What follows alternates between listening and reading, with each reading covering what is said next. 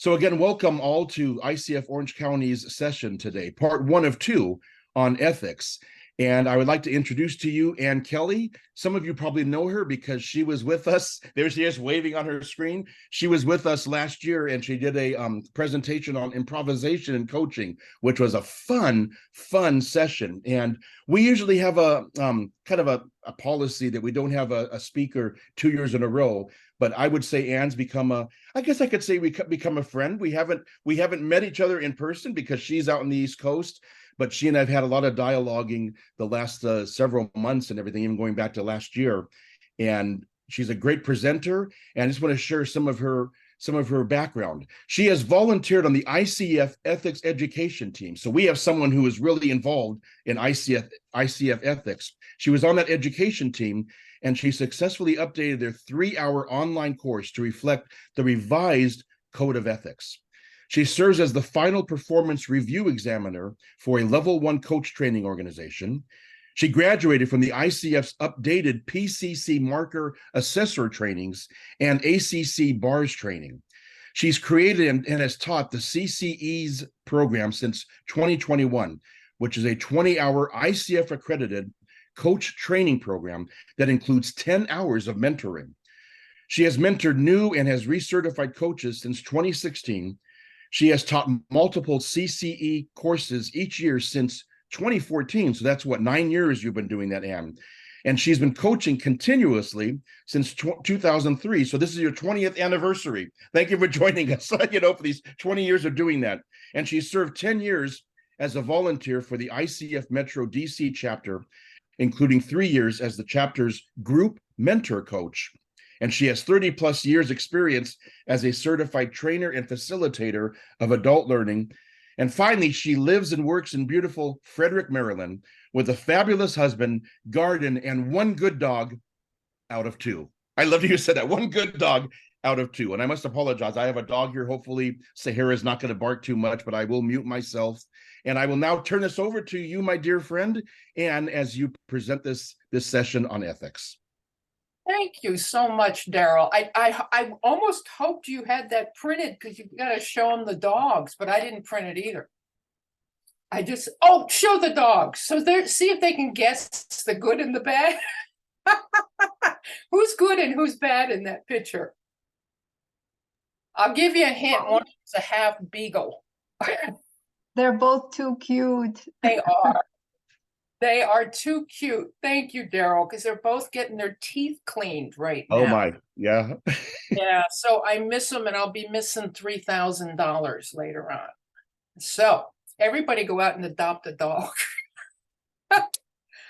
I am so happy to be here today, and I thank you very much for that nice introduction, and thank you for allowing me to be here again. And I heard so much from the board at Orange County before this. They let me know right from the get-go, our chapter members are the smartest, the brightest, the very best. So you got to raise the bar.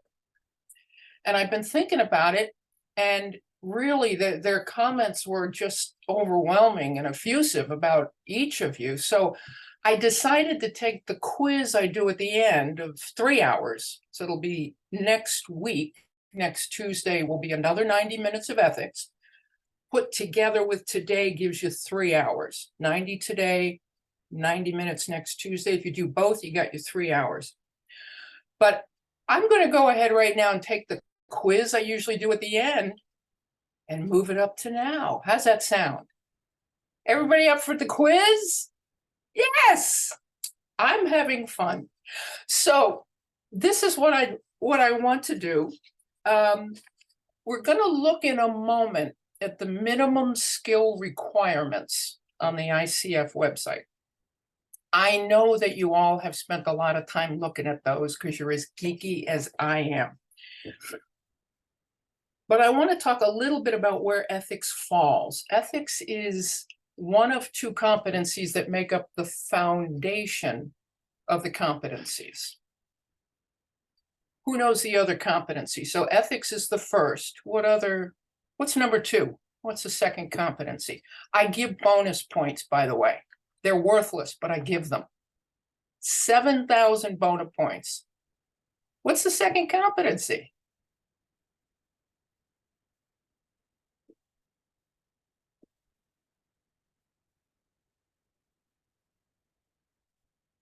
Drop it in the chat, shout it out, mime it for me.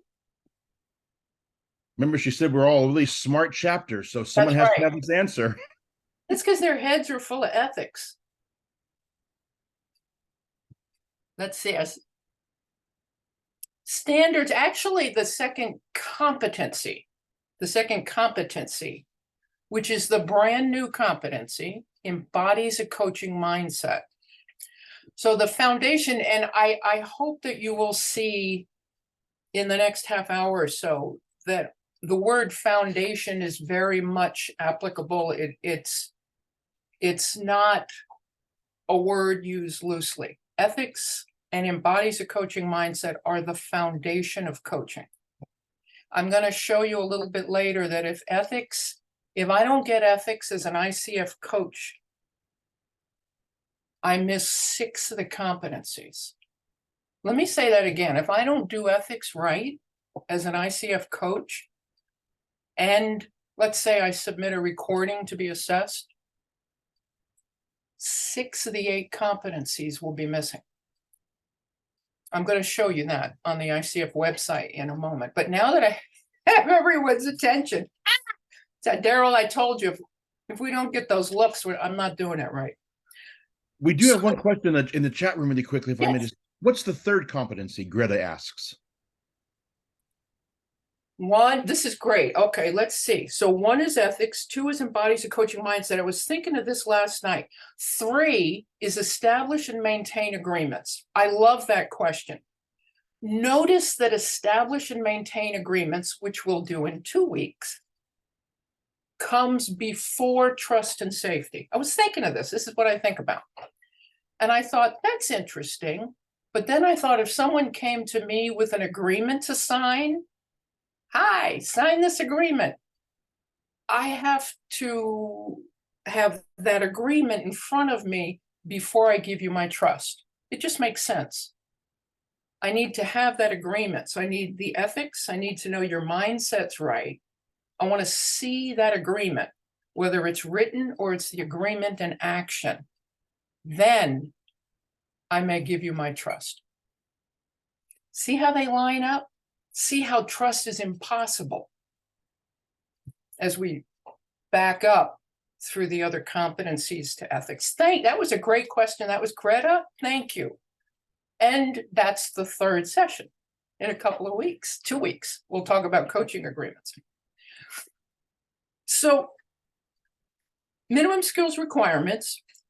I'm going to show you this page in a moment, but first I want to do a little setup, so forgive me, or not.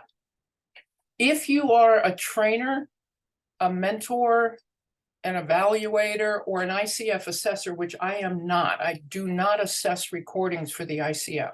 I assess them for a school and for people I mentor, but not for the ICF. Those people work very hard. If you are one of those, anybody raise your hand? Mentors, trainers? Oh, okay. Well, if, good, thank you, Nanor. Then what I would ask you to do is remember a game. It didn't seem like a game that we used to play when you were a kid on a long trip, maybe in the family car. And the game is called, Can You Hold It for 5 minutes? That's the game. So I'm going to ask those who figure, I know the answer to this question. I know it because it's what I do. Can you hold it for 5 minutes? Because the point of what we're going to do is not to find the answer. It's on the ICF website. The point is to have a discussion. The point is to have a discussion. So there are 2 qualifiers we need to meet for ethics. I'm going to give you the first one. How's that? And I'm going to ask you for the second one. So let me go ahead and share my screen. And then when you have your question, which I'll drop it in the chat. I have that ready to go. I'll cover a few more things. We'll put you in breakout rooms to come up with the second item. So here we are on the ICF website. I want to go up minimum skills requirements. Please don't go there now.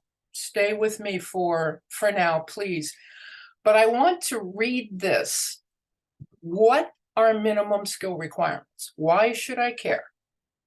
Here's what it says.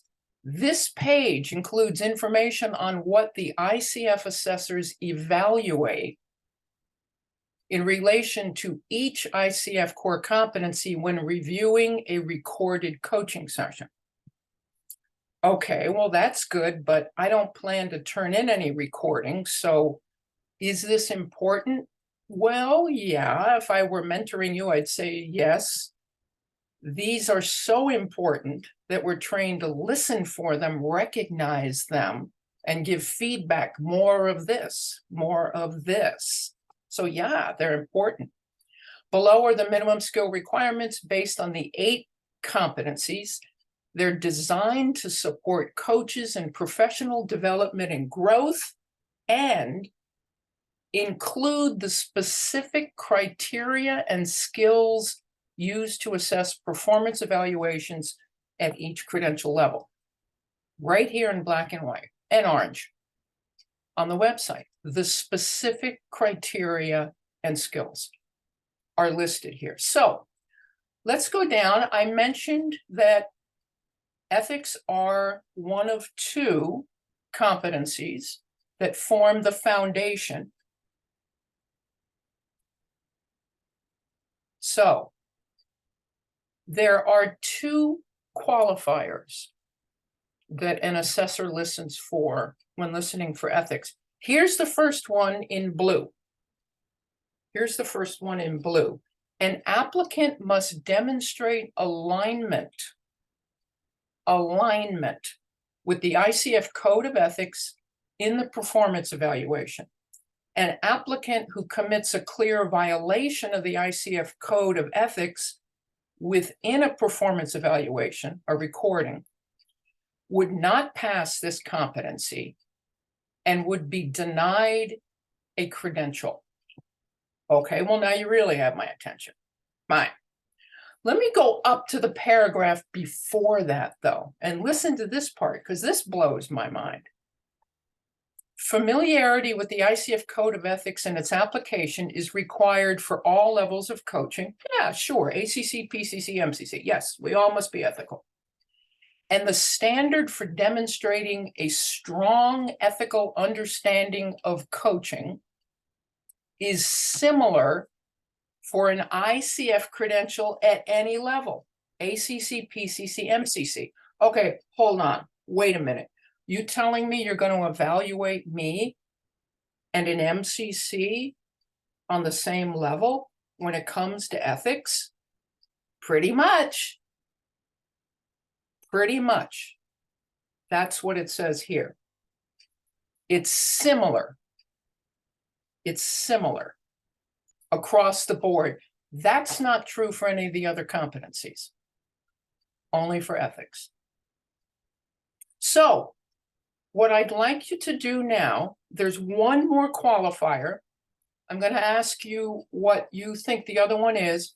And if qualifier doesn't quite resonate with you, I've been thinking about this, and I thought it's a little bit like when you need to have an ID card to get into your favorite club, and you have to be 18 or 21.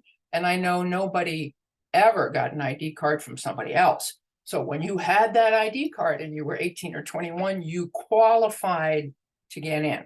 If you went to an amusement park sometimes, there was a little sign that says you have to be this tall to ride on the ride, and maybe you went and said, I can't wait till I qualify to get on that ride.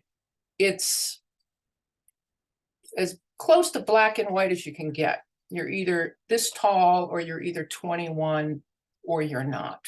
So you have to qualify. Then you tell me that ACCs, PCCs, MCCs all need to be pretty much on the same level. I'm going, okay, I got that too. And now what was the first of the 2 qualifiers? Oh, align with the whole code. Great. What else do you want me to do besides align with the whole code? That's my question for you. So what I'm going to do is ask you to discuss this question that I just put in the chat. In a moment, Nanor will put us in breakout rooms. And I'd say take 7 minutes. Let's take 7 minutes, discuss that. And I'll just, the other thing that when I was reading through all this and coming to terms with it, I thought, this is already in the Code of Ethics. It's not new. They didn't add it because they forgot about it. It's in there, plenty. What was it that they added as a second qualifier? I'm 21 years old, let me in. Your shoes, whatever. There's another qualifier. There's another qualifier, and it's important. So please note the question. You're going to be discussing what's the second of 2 ethical qualifiers that ICF coaches must demonstrate for ICF assessors to pass their recording. That's your topic. You'll have 7 minutes. I'll try to drop in if you have a question. So Nanor, I'll turn it over to you. And would you, so we have, other than you and me, 16 people. Would you like me to divide them into groups of 4? Yeah, people? that sounds good. 4? That sounds Okay. great. That sounds great. So give me And one. we'll come back together and debrief your answers. We'll come back together and debrief. Okay, so Anne, right now you're assigned to a room, but because you're a co-host, you should be able to hop around. Okay. But for right now, don't go in just yet. 1, 2, 3, 4, 5. There's going to be one room that's going to have 5 people. Actually, no, 1 second. I'm going to move somebody from room 1 to room 2, and we're good. Okay, all rooms are open. Ladies and gentlemen, 7 minutes.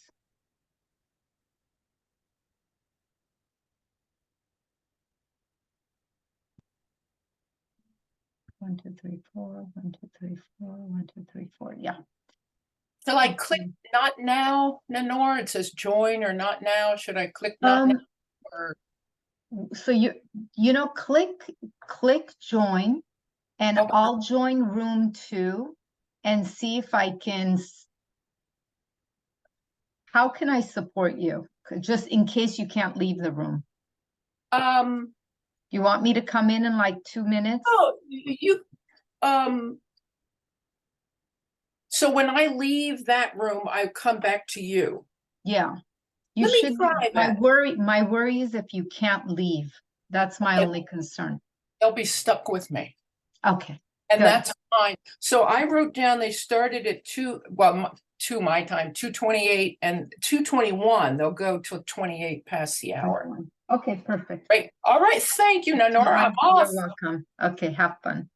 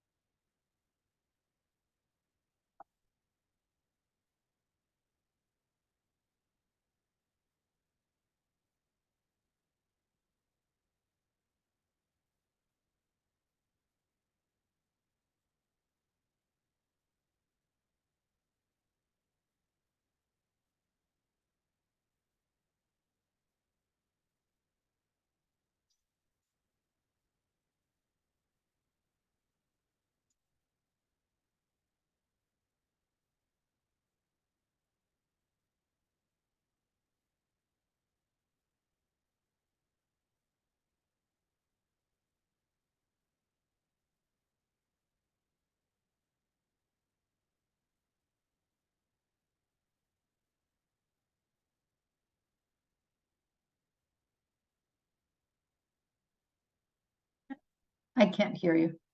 Can I go to another room? You should be able to. Do you want to click on where it says breakout rooms? Do you have access to Yeah, that at the yeah, bottom? yeah. Oh, I do. Great. All right, Daryl's in one. I'll go to which one? I was just in two Mhm. So room. either 3 or 4. I'll go to room. Thank you. You're welcome. Enjoy.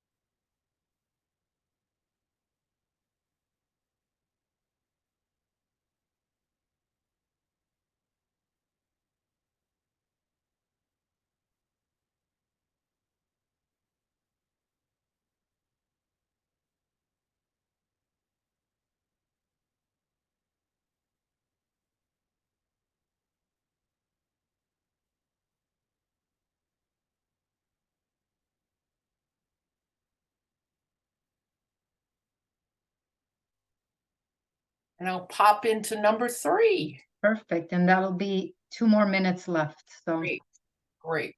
Is that room 3? Yeah. um Yes.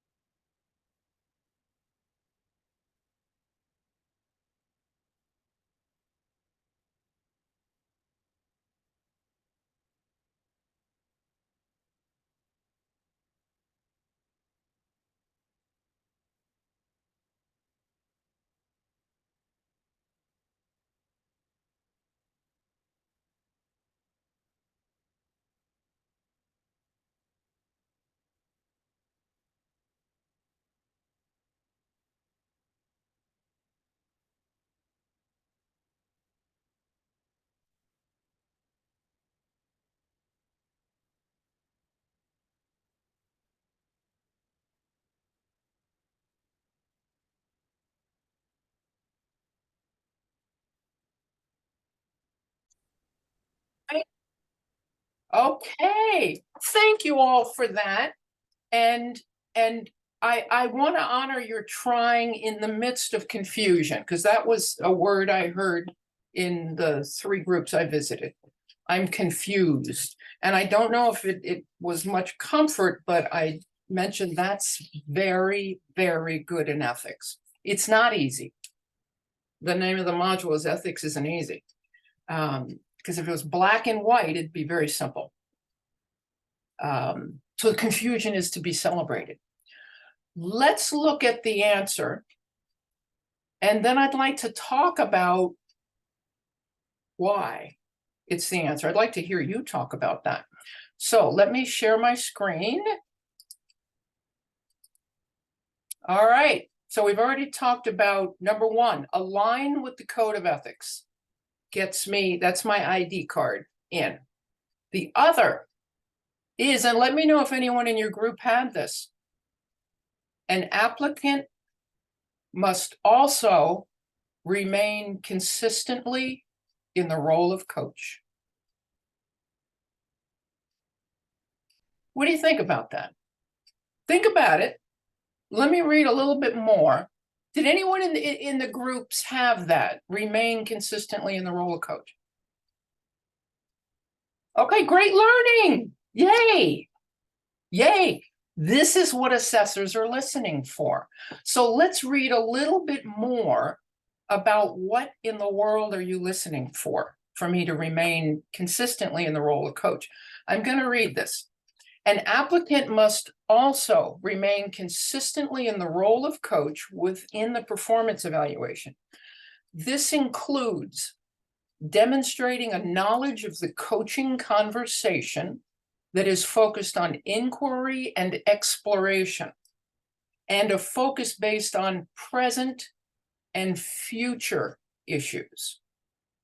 An applicant would not pass this competency if they focus primarily on telling the client what to do or how to do it, consulting mode, or if the conversation is based primarily in the past, particularly the emotional past, therapeutic mode, and there's more. If an applicant is not clear on basic foundational exploration and evoking skills that underlie the ICF definition of coaching, that lack of clarity and skill will be reflected in skill level demonstrated in some of the other competencies listed below. Remember? Let's count. For example, now ethics is implied. For example, if a coach almost exclusively gives advice or indicates that a particular answer chosen by the coach is what the client should do, they haven't done ethics. Trust and safety, presence, active listening, evoking awareness, and facilitating client growth. 6 of the 8 competencies will not be present, and a credential at any level will be denied. Ethics is important. Why? And now I want to go back and hear from you. And again, this is on, you want to find this. Let me copy the link. I was just going to ask if you could do that, because we were struggling trying to find that page you were at in our group those few moments we had. So thanks, Ann. There you are. That's where I'm reading from today. So let me go back now. I'd like to hear, anybody surprised by that? What do you think about that as the second qualifier for ethics, to pass ethics and then proceed to the other 7 competencies?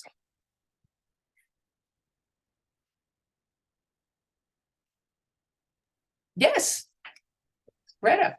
So I like it, and it's something that I'm constantly aware of. What I really like about it is the word exclusive, because in the real world, I don't know how many clients I've coached now. Everybody wants advice. Sooner or later, I have found in the coaching conversations I've had, everybody wants advice, or everyone wants to know what I think. And when maybe they say it that way, or some people ask for a recommendation. But anyway, when they go to that question, it automatically takes me out of coach mode. But I don't, so to me, it's going to happen. But to me, in that phrase, it's the word exclusive. I don't use exclusive. So that's all I have to say.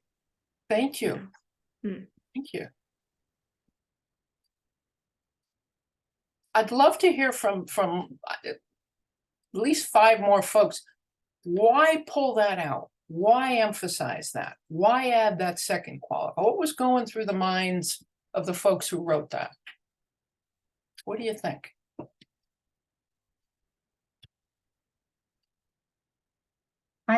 I'll share. I think it really supports, like it distinguishes our profession from other professions. I think that's what's very important about this is, we as coaches are not supposed to be consultants. We are not supposed to be therapists, and counselors and so forth. So I think honoring that, hat is, that's the value, one of the values of it. And to build on that, it's necessary so that clients are doing their own work, and that's where the growth is.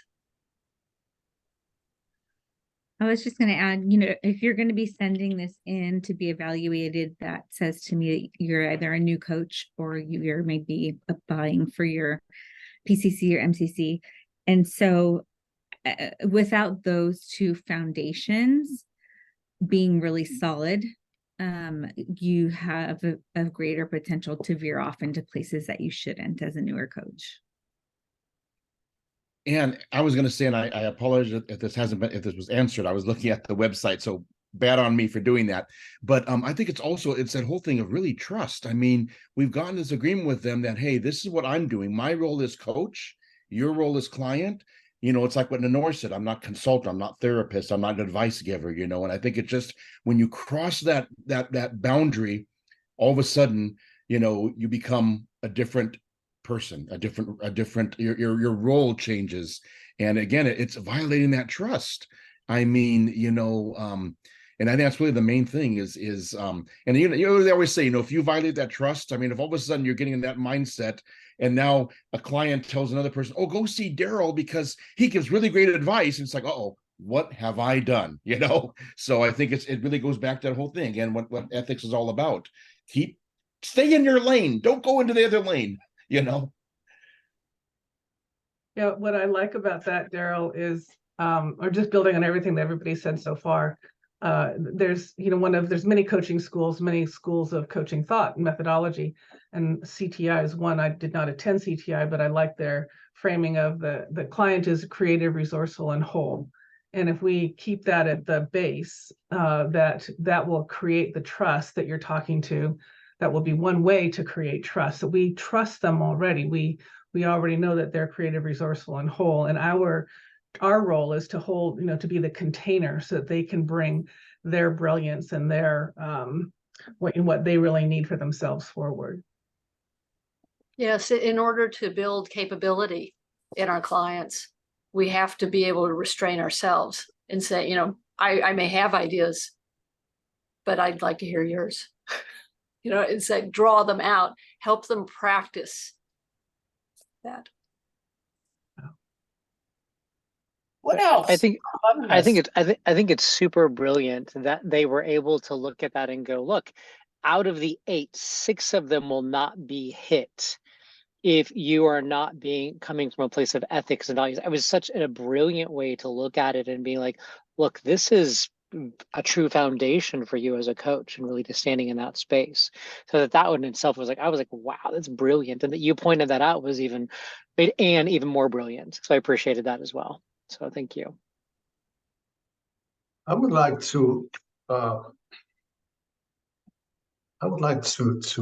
say something that depending on who are we coaching, and I'm a leadership coach.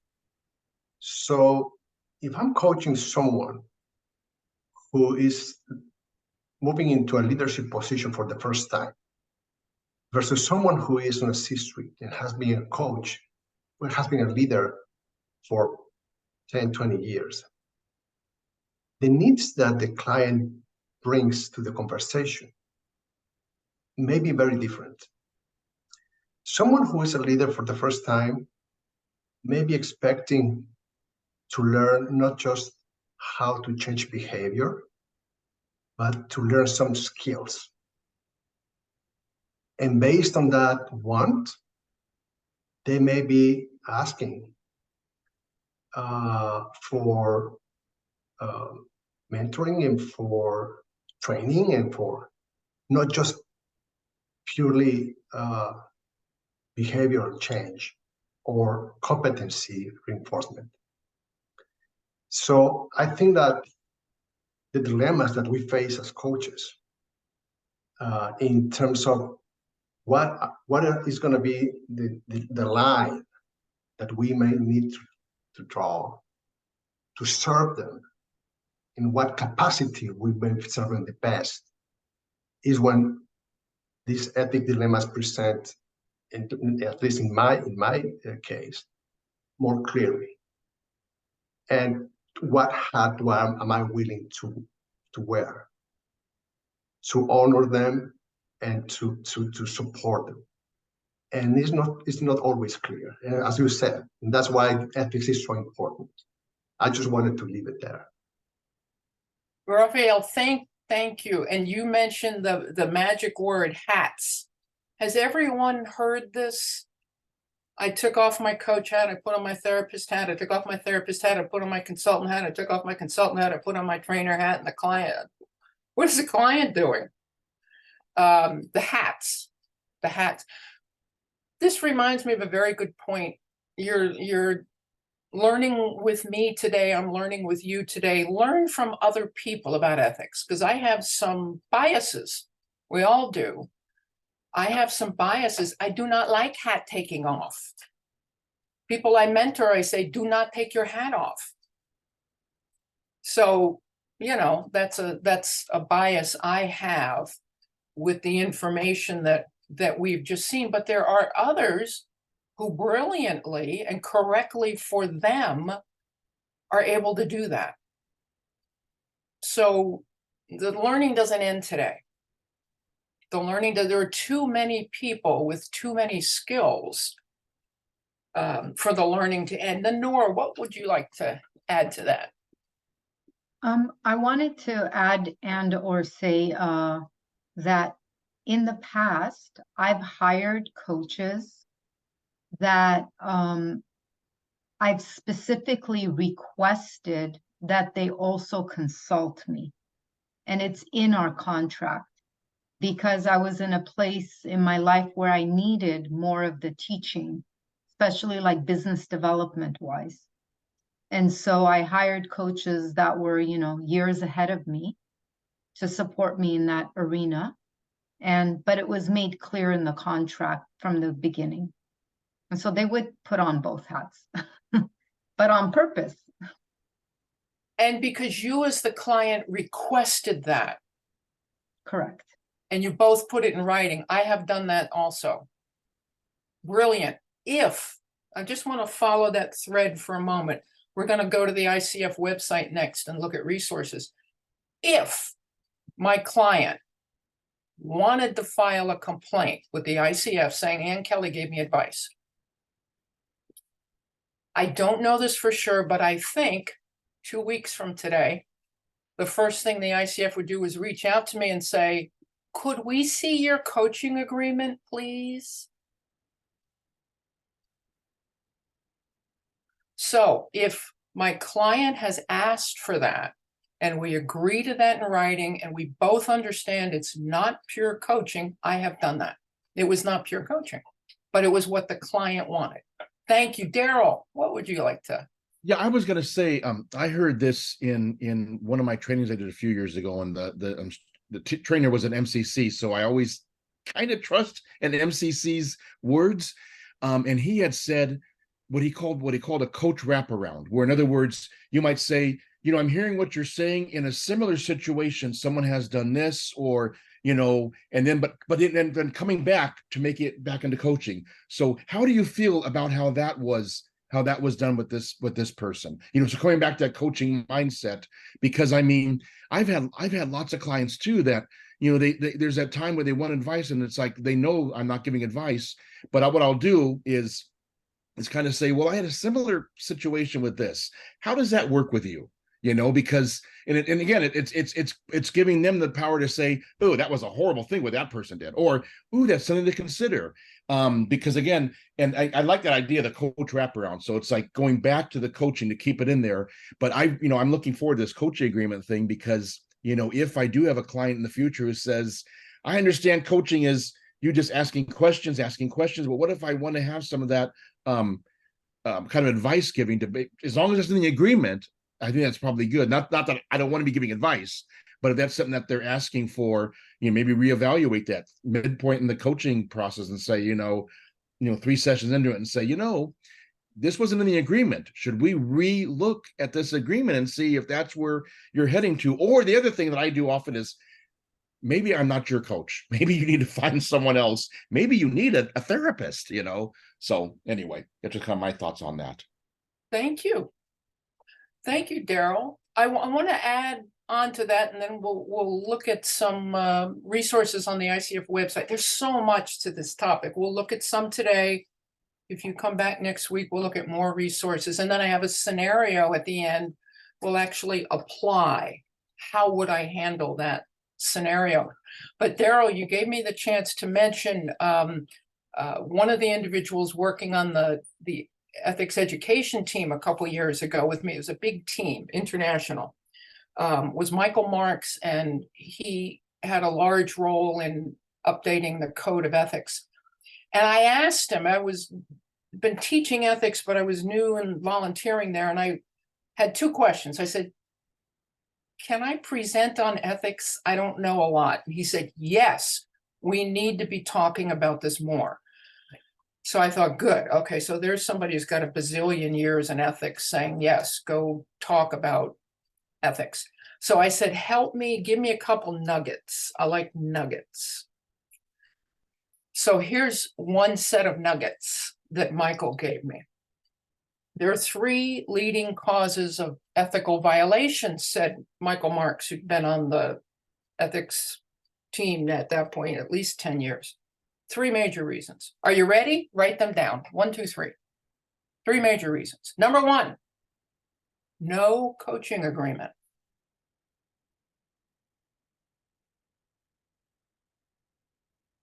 Number 2, a bad coaching agreement. Number 3, said Michael, a poorly explained coaching agreement. Top 3 reasons for ethical complaints, said Michael. Okay, now that you've written those down, 2 weeks, coaching agreements. All right, let's look at the ICF website. And yes. oh, we have one question. Yes. Waiting. Karen has a question. Yeah, go right ahead. I can table it, Anne, I'll circle back to it if it's something that we don't end up discussing. I'm okay with that if because I'm looking at the time, so I'm mindful of that for you. So I can go either way. What's the gist of the topic? Maybe I'll find it as we go around the website. It's really around the coaching agreements. So it's pertinent to that, and it could be in a couple weeks, that can be addressed there maybe. So yeah, anyway, it's you don't have to do it now. It's fine. But Karen, I want to thank you, because as we go through today, and if you're joining us again in a week to get the complete 3 hours, jot down things now. Ooh, have I addressed that in my coaching agreement? Oh, how do I go? Write them down now, because if you're like me, I can't remember them all. And then you bring your coaching agreement with you in 2 weeks. Actually bring it, and we scratch on it and write on it and go, what's your policy? What's your policy? How do you handle this? What do you do? What do you do? It's a working session on your coaching agreement, plus the notes that we've made along the way. Great question, Karen. Thank you. Thank you. Thank you. I think I'm confused. I thought this was one session, so I'll have to circle back to the ICF emails to find out what I've missed. So thank you. Yeah, we're doing 90 minutes of ethics today, 90 minutes of ethics a week from today to get your 3 hours. And then I asked Daryl and the North, I said, please let me do coaching agreement, because at the end of ethics are all, So I said, if we add on the coaching agreement, then it all kind of, okay. And just to be clear, because you need 3 hours of ethics, and that's why we're doing this. And we didn't want to do a 3-hour session. We thought breaking it into 2 90-minute sessions might be a little easier to digest. And then we tagged on that again, that coaching agreement, and it's so important to ethics. So we have Anne for 3 weeks. This week, next Tuesday, and the following Tuesday, same time, same place, same face, same faces. Thank you, Karen. Thank you. Very good question. Thank you.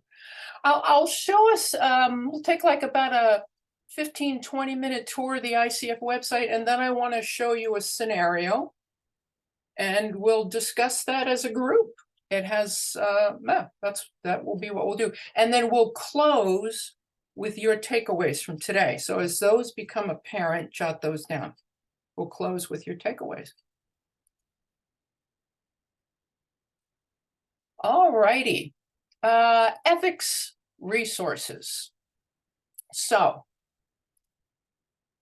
go on the ICF website, log in first. Log in, so it says, hello, Anne, you know you're logged in.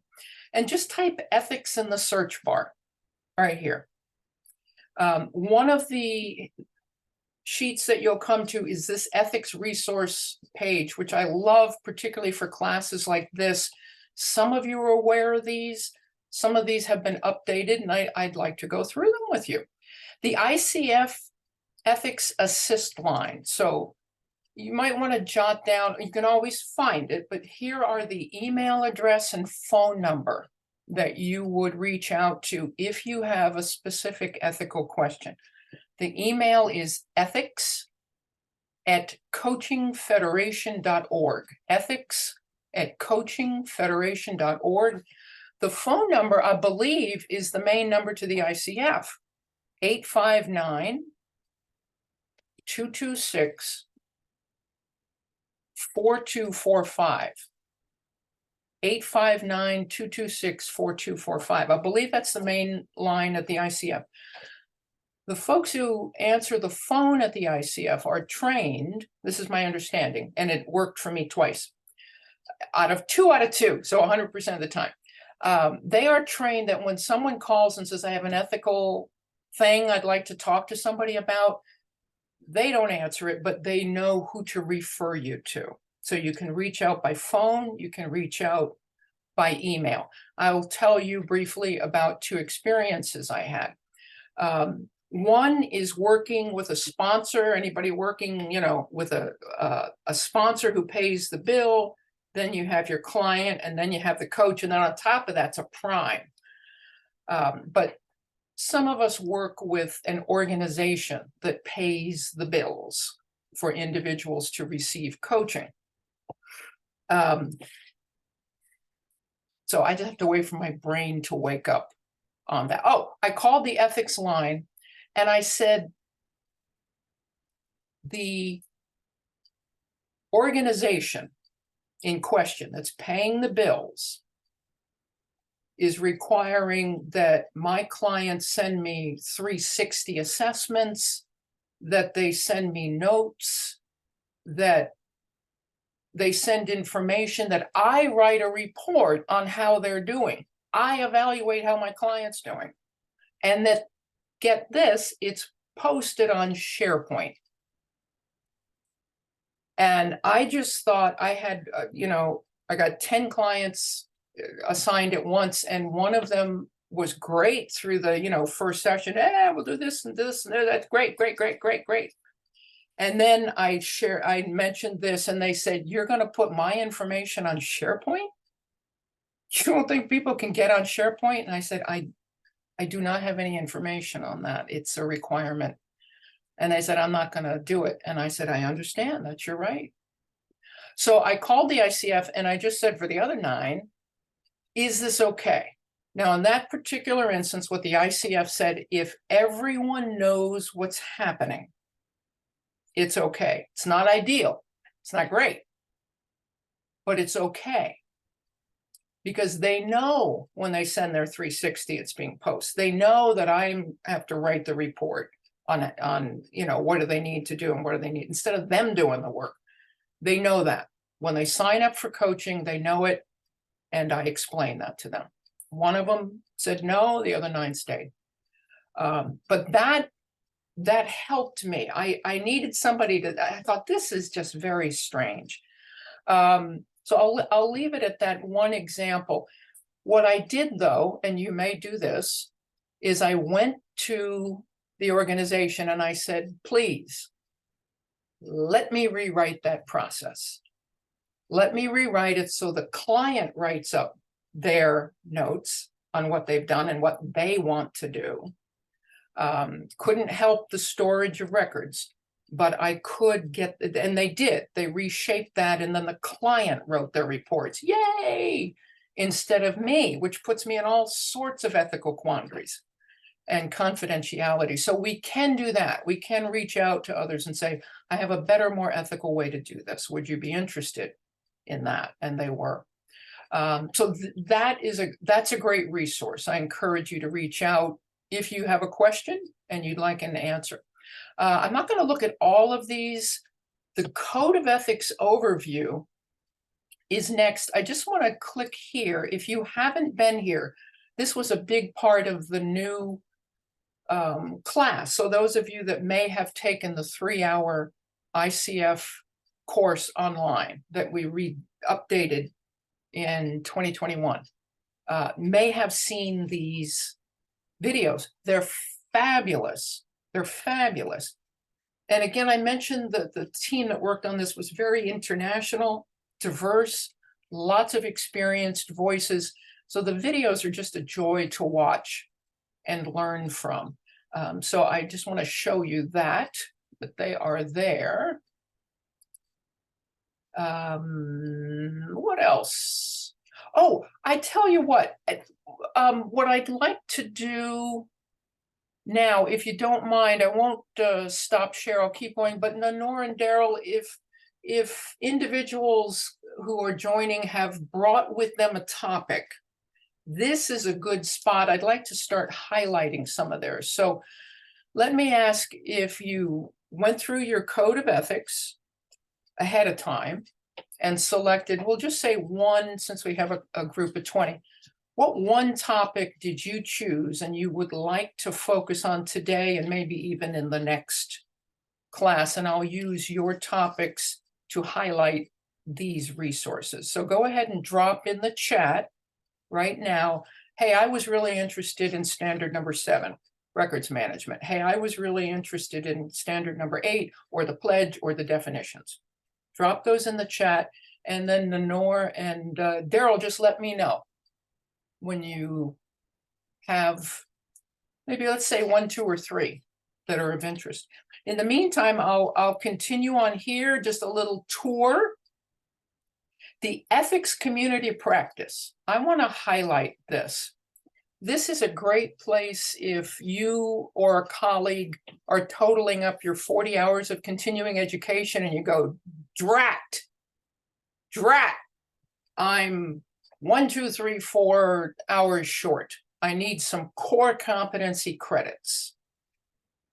Come to a community of practice. Come to a community of practice. There are many communities of practice. Ethics has one. They meet 4 times a year. So you can attend live, you can listen to recordings. You can listen to recordings. So at your own time, at your own pace, listen, request the credits. I think you take a quiz, a learning check with those, and you've earned credits. Can you earn more than 3 hours of ethics? Yes. Yes, you can. I have 68 hours of training in the PCC markers. You can earn more than 3 hours of ethics. You need to earn at least 3 hours every 3 years to renew. So the ethics community practice meets 4 times a year. The ethics water cooler, I really want to encourage you to attend. That meets every month. And it is not recorded. The community of practice is. The water cooler is just kind of what it sounds like. Folks meeting, talking, what about this? What about that? I could have brought perhaps my topic. I was in a rush and I wanted an official answer, but I could have come to this water cooler group and said, what do you think about this? It makes me feel very odd as a coach. And again, it's not recorded. So I don't have to wonder if I can speak with these ethics volunteers and coaches about a particular topic. So those are open every month. They're great. And I think they're in English and German, not the same call, but you choose English or German. Fabulous resource. Fabulous resource. Daryl and Lenore, do we have a Well, we have a couple. One was Good. put in the chat room, limits of confidentiality when sponsorship is involved. And then someone private messaged me saying about where'd it go? Technological advancements and how this affects ethics. And we do have a couple more. Karen said ditto to Greta's comment.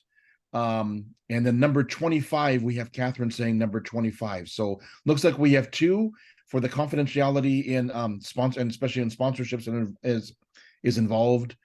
And then technological advancements is another one, and number 25, which of course I don't have in front of me. But those are the three that we had. Excellent. That's great. Perfect. I'm going to show you the insights and consideration and just give you a little bit of a backstory about this. Any nurses on the call? I can't see everybody, but yeah, I love nurses. What I understand is that Susan McClon, and I did not get her last name right. I'm sorry, Susan.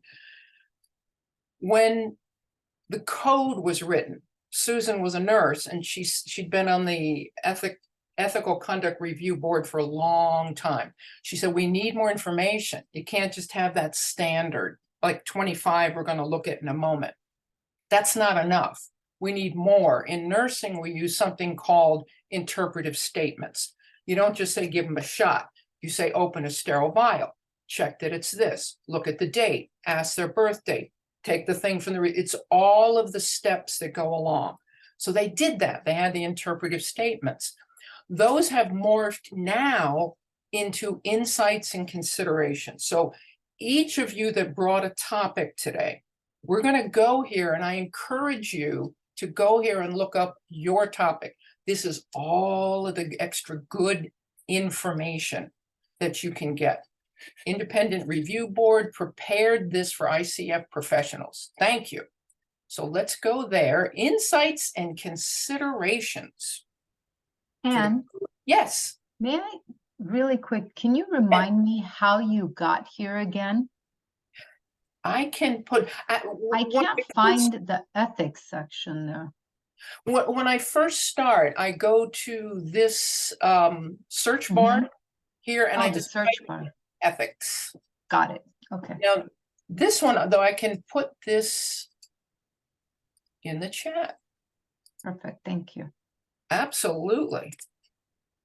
Some of these are a little bit of a bug hunt. So insights and considerations. Now I'm going to go to 25. So this is where I encourage you each to come back and look up your topic. Responsibility to society. Insights and considerations. But see how much more information there is here than a 1 or 2 sentence standard that I need to align with. I need to know a little bit more. Lots of additional information here. Lots of additional. This is great. Once in a blue moon, I hit one that they haven't yet filled in. This is great. I won't go through that because here's what I'm doing right now. Ethics, in my mind, is a 600,000 square foot warehouse. You do not need to see every square inch of that warehouse. But what would be nice would be if you knew where to go. If you knew where to go to find these insights and consideration for your question. For your question. So we'll give you a how to find good stuff tour of the ICF website. What's one more? We'll click on one more. Daryl, I think 7 has to do with technology. Let's see. Okay. Ooh, little bit important. Maintain, store, and dispose of records, electronic files, communications. Ooh, okay. Important. So if I have questions on record management, privacy, what do I keep? How do I handle that? This is where I want to come for some in-depth information on how to handle that. Insights and considerations. Insights and consideration. Woo! Woof! Look at this. Turn off Alexa and Siri in your room. What? Yeah. Lots here. Thank you, Susan. Okay. Very good. I'm going to go back because there are other ways to see more resources. So we've gone through the assist line, the insights and considerations, and the research portal is interesting. You can come on here. Now, so let's suppose we'll go back to the earlier conversation around staying in the role of coach.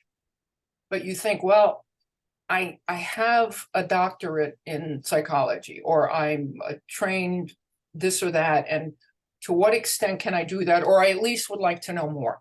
So I can type in therapy in the research portal, and loads of documents. 1979? Whoa, that's the first document. That's pretty interesting.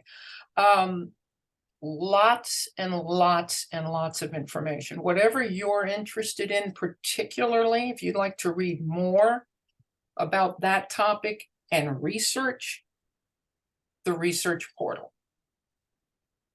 The research portal. There's a lot, and we haven't even looked at. Next time we'll look at more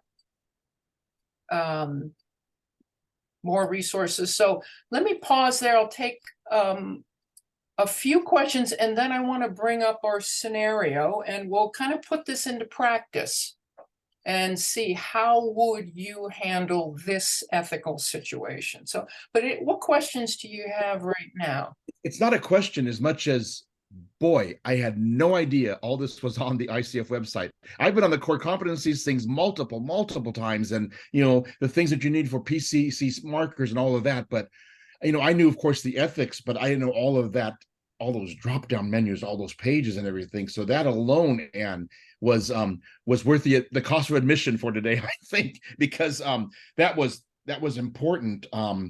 Especially I think for any of us who are going to be doing the new ICF exam, maybe not having every word for word in the ethics section, but just having a familiarity with that is really important. And I didn't realize the breadth and width and depth of information on there. So I just wanted to thank you for that.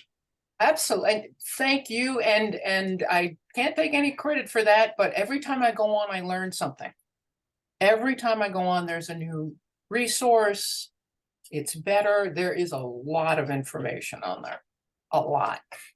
Well, I'm gonna forgive me for darting my eyes around now. I'm gonna try to find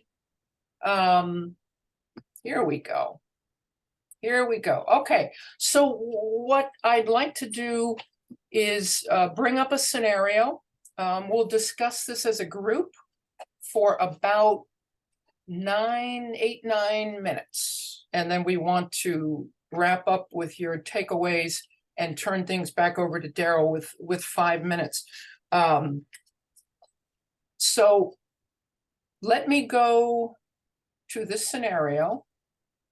Yes, that's our timing.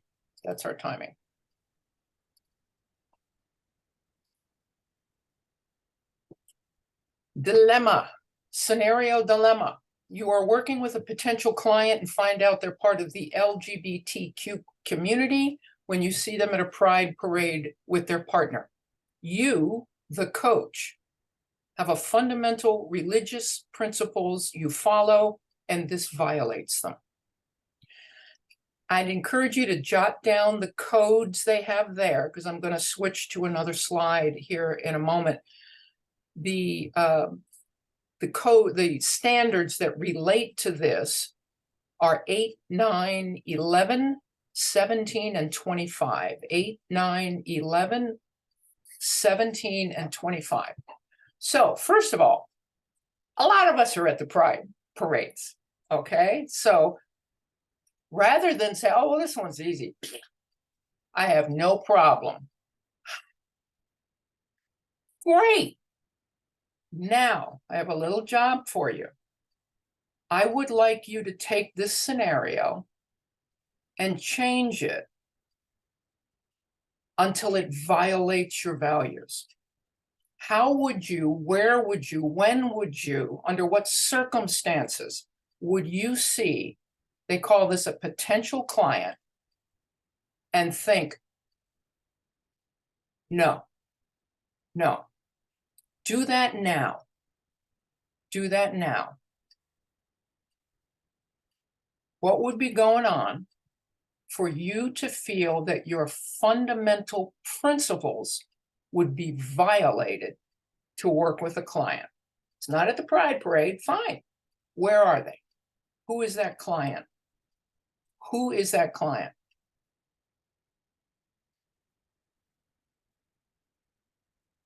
Make it real. Make it real. For you. For you. You don't need to tell anybody that, but make it real for you. Now, here's what I'd like to have us talk about for a few minutes. And these come, by the way, from ACTAL. If there's any members of that, it's the Association of Coach Training Organizations.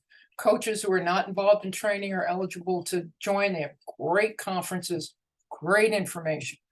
And this is they did a whole presentation for ethics. I love them. How will you determine whether you can effectively serve the client? How will you determine that? If you do decide, how are you going to address the conflict? And if you decide not to coach them, how will you handle it? I'd like to go back to the screen because I'd love to see you all here. So I will not be taking these questions with me. So let's just talk broadly about how are you going to decide, can I work with this client effectively? How am I going to address the conflict? If I say yes, I'll be your coach. And if I think no, I can't, how am I going to inform that client? How am I going to handle that? Thoughts, sharing. I've got one. I'll share one. So just even in reading the scenario, I think there's a presumption there, because we're talking about you are working with a potential client and find out they are part of the LGBTQ community. You see them at the Pride Parade with their partner. Just seeing somebody does not necessarily mean they're part of a class or of a group. And so I mean, right off the bat, I think the question actually, or the scenario, I would challenge the scenario, the makeup of the scenario before I would be concerned about whether or not it's going to violate anything that I might, that would prevent me. So that was the first thing I noticed. Because I could have my beliefs and all of that, and they may not be actually a couple. They could just be together. So anyway, just an observation. Thank you. Thank you. And Catherine, you have your hand up. Okay, so it's almost like the scenario is my personal pet peeve. What in the world is this coach doing, standing in the room with their own opinions? Why is there any client who is somehow unacceptable? And I'm going to be super clear. Hi, I'm your of 10% gay person in the room. And guess what? I have clients who are pro-Trump. Nothing could be more antithetical to me personally. However, I serve them beautifully. I trust them. I walk with them. Whatever's going on in my head in a personal life, the very fact that we as coaches are still having this conversation about getting our personal thoughts out of the room when we are of service of our clients, we need to do better. And whether that's a better education or conversations exactly like this, there is nothing to be done with the client. Your clients are perfect as they are. The question is, how good is your service? Thank you. Thank you, Catherine. Thank you. Brian. Yeah, I'm relating to Catherine on this sense. Look, I consider myself gay, but I also work in recovery and detox. So I'm dealing with people of all different levels of life, coming from all different directions of life, and living different qualities of life. And there are times that I am triggered as a coach. There's times that individuals' behavior or belief systems or so on may come across as a sense of triggering me emotionally. But I'm similar to Catherine in the sense it's my opportunity then to step back and really notice myself and then lean into curiosity for myself. And so I really lean into them of like, where does that come from for you? What does that look like for you? And I've really gotten good at being able to set me aside in the moment and see where they are in those moments and what got them to where they are in those moments. So really for me, what I'm hearing in that is more curiosity, like notice what I notice for me, but also leaning into curiosity for them of what that looks like and really gaining their worldview versus enforcing my worldview. And so it's more with the opportunity that I'm hearing in that. Thank you, Brian. Thank you. I'm loving this. Who else? Oh, Greta. Yeah, so Brian, I'm really happy that you used the word trigger, because the other day when I was talking to a client, it was my first session with her, she triggered me. And I have been working a lot on letting things go. And as Brian described, I noticed it.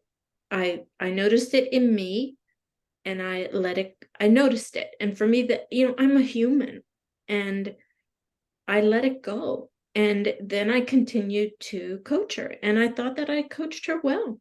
I used her words, and I was very aware of myself. But Catherine, I'm going to beg to differ a little. I had to recognize in myself that it was triggering me, and I let it go. And I don't think she noticed it, but I thought, okay. And that came from training and reading about letting things go. And, the positive intelligence stuff that a lot of us have followed on this call, and the untethered heart, just being able to be compassionate and let it go within myself, that I was able to joyfully coach her. So, yeah. Greta, thank you. It sounds like embodies a coaching mindset was right there with you.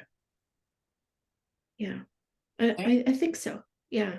But I recognized that it triggered me. And I think that's the first thing. And then I let it go, and I resumed. I don't think I ever lost the coaching mindset, but I mean, maybe for a second, I guess I did. But the point is, I was human.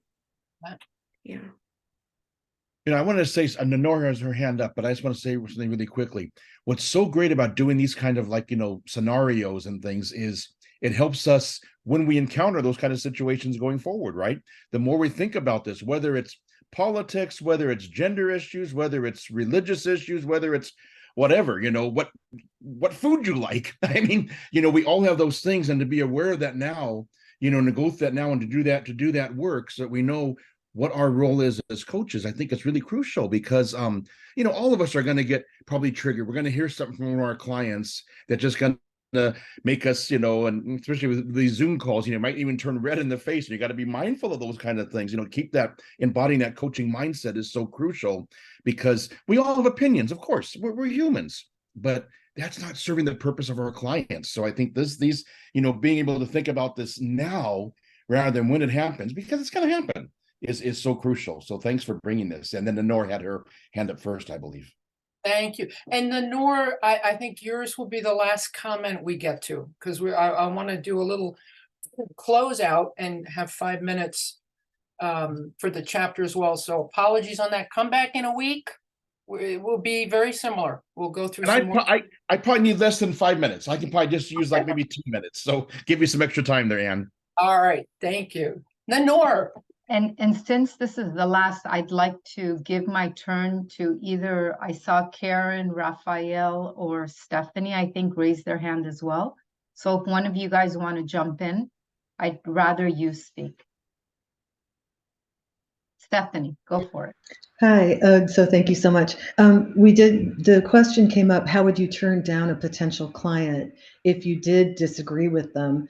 and we talked about coaching mindset and coaching, just through things. If you did have a potential client and you did have a moral issue with them, and I'm thinking like the Westboro Baptist Church members or somebody from like NAMBLA, if it was something that was so obviously not within your values, how would you politely turn down their service?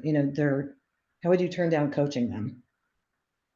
That was one of the 3 questions. And Stephanie, you said, how would you politely or Well, because and I would add professionally, how do we That's what I mean. professionally inform that client that we, right.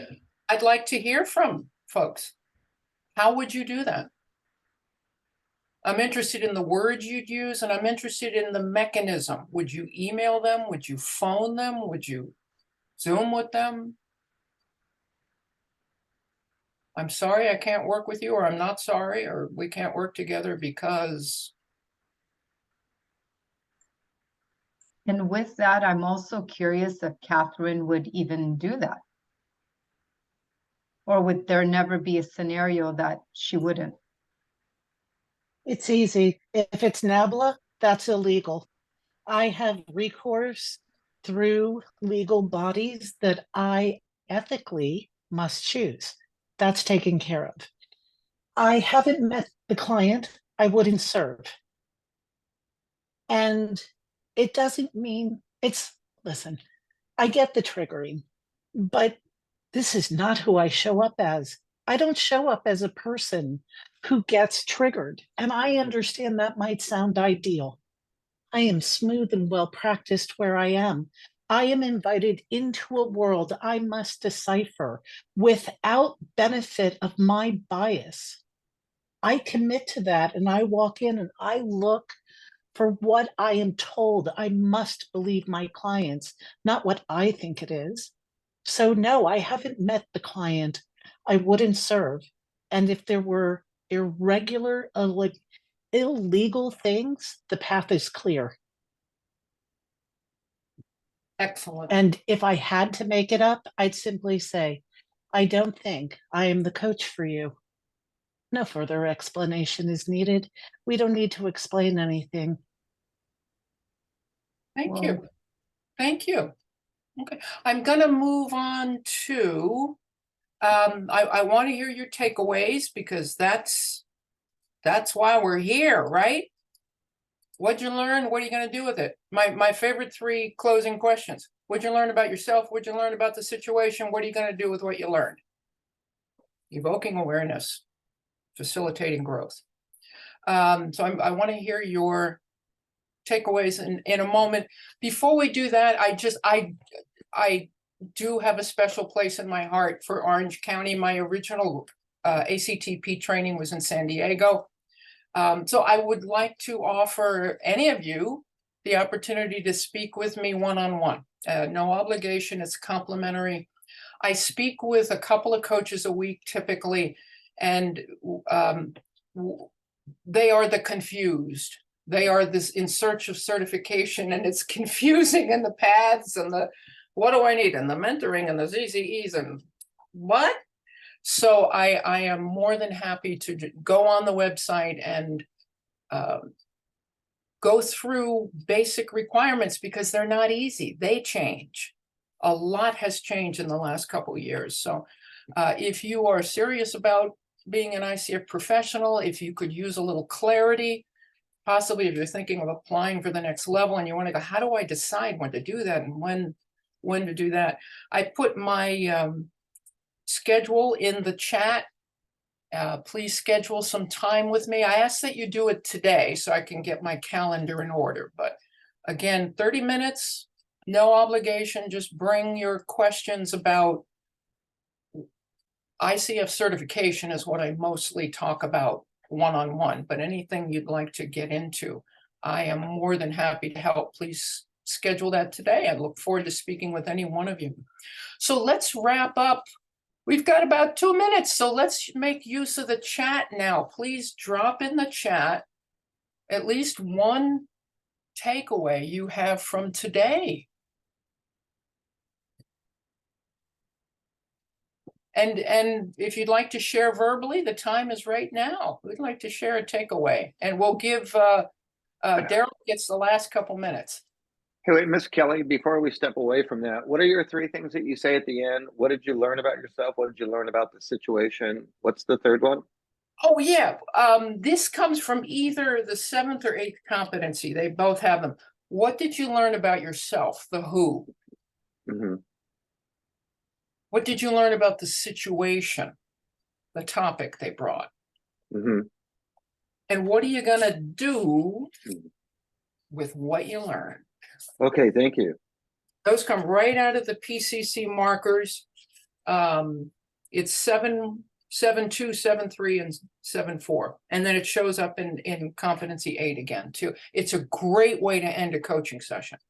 Mm-hmm. So let's, we've got some, maybe Daryl or Nanor, do you want to choose a few? Daryl, you do that, and then you've got your hand on the time. I thank you so much for being here today, and I'm looking forward to being back next week. Yes, and we are looking forward to that as well. And as I'm looking through the chat, just seeing some things here, learned about the ICF website resources. Phyllis says, good reminders, appreciate the opportunity to discuss and refresh. Thanks, Ann. Okay, so Nanor just again put those questions in, those 3 questions that you said that you always end your sessions with. Raphael said, so much to reflect about. Thank you. And then just so many other things there. Love learning what the resources on the website, and also encourage about what hat one has on. That one actually came as a direct message to me from someone. So, but it said thank you, Anne. So I think that person meant to say it for the whole room. I'm also going to put in the chat here links to the next 2 sessions. The one next week is, of course, part 2 of this.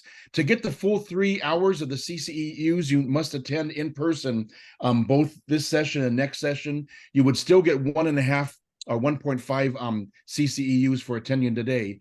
But if you want to get the full 3, you'd have to attend both, because that's how the CCEUs work. We also have the coaching agreement coming up on September 19th. So the next 2 weeks, again, the same, like I said earlier, the same time, place, and face, which will be here. This coming Thursday, September 7th, for those who are local, we have our in-person monthly mixer, and that's going to be at Lazy Dog in Irvine, or in Tustin, I think it is. And then on September 21st, I hope I have that date right, that's a Thursday night, that's our chapter meeting. And Linda Denton, who's an MCC, is going to be hosting a panel with some coaches, just kind of a Q&A with some highly skilled, highly proficient coaches. So for those, again, who are here locally, here in Orange County, that will be an in-person event for our monthly chapter meeting.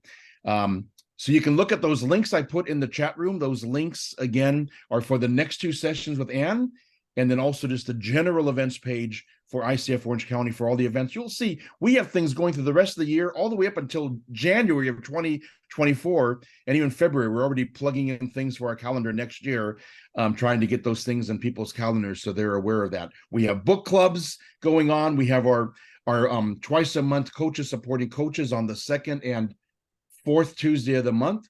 So again, lots of information on those events pages. And I want to thank you again, Ann, for being with us today, and hope to see most of you, if not most of you, back next week for Ethics Part 2. It just gets even better as we discuss more ethics next week. And I bid all of you a great day, a blessed day, and a wonderful week. And keep in your coaching lane, keep that coaching mindset, and just imagine all the good that we have done, are doing, and continue to do for our clients. So thank you again, Ann. Thank you, all of you. And we'll see you soon. Thank you. Bye, everybody.